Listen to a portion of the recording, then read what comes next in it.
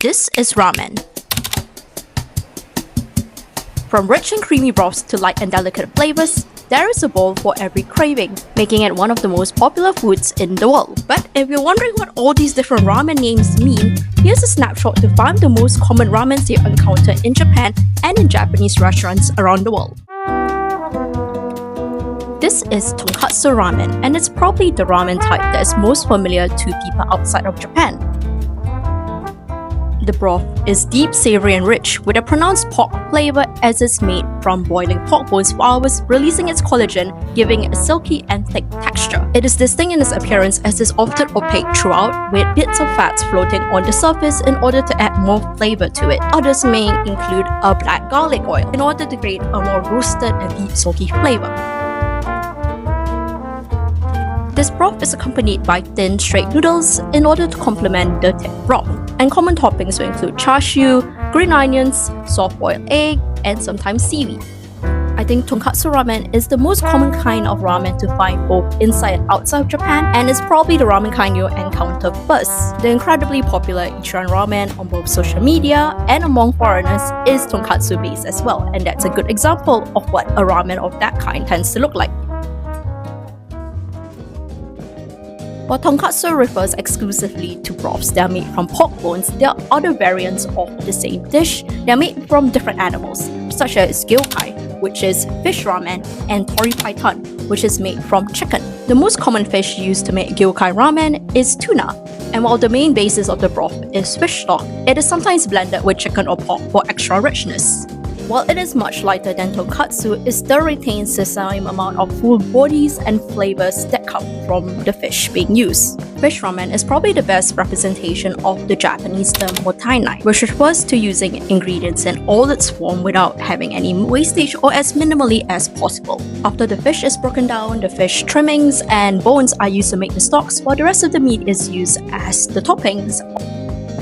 Personally, Tori Paitan is one of my favorite ramen kinds because it's made in a similar way that tonkatsu is, but by boiling chicken bones instead. Just as rich as the tonkatsu without feeling too heavy that it can often feel like. Much like how chicken soup is extremely comforting in many different cultures across the world, I find Tori Paitan ramen to be the most comforting of all the different ramen kinds, hence why it tends to be my favorite, or I tend to lean more towards it.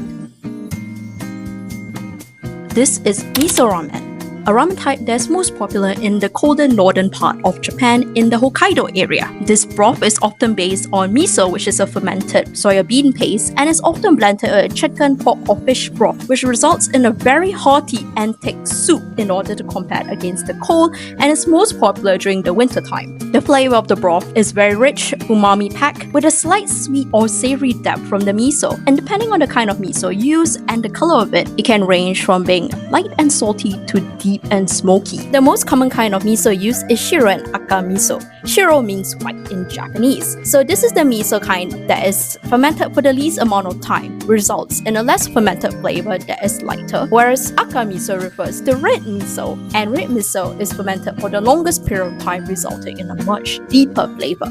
This more concentrated flavor results in much bolder broth, meaning you can really taste the flavor of the miso shine through when it's used in the soup base.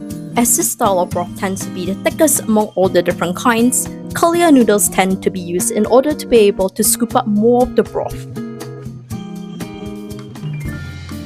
This is Shio Ramen. Shio means salt in Japanese, which makes sense considering the overwhelming flavor of this broth is salt, and it tends to be a lot clearer and lighter compared to the other ramen. In fact, I'll go as far to say that it's probably the lightest ramen broth, and this broth is often made from chicken, fish, or pork. However, unlike the previous tonkatsu or gyokai or tori paitan ramen, the bones are not boiled for as long, and the top of the broth is constantly skimmed during the boiling process in order to retain a crystal clear broth. The flavor of the broth can be described as mild, delicate, and slightly salty, which allows for the flavor of the ingredients to shine through.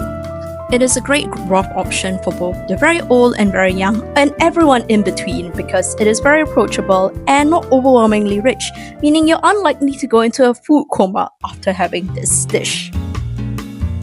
This is Shoyu Ramen. While Shoyu Ramen may be quite similar to Shio Ramen, Instead of having an overwhelming salt flavor, it is flavored more so with soy sauce, which gives it a brown, clear appearance. Depending on the kind of soy sauce used, the flavor can range from savory, slightly tangy, and a bit sweet, depending on the level of fermentation of the soy sauce. It has a much lighter flavor than tonkatsu, but much more depth than shio. In order to balance this rich yet clear broth, medium to wavy noodles are often used in order to balance the flavors. And those 5 ramen types don't even begin to cover the amount of regional variants there are within Japan itself. I hope you have the opportunity to try these different ramen types, whether it be in Japan or in your local area. But if you're looking for specific ramen places in Tokyo itself, why don't you check out these videos next?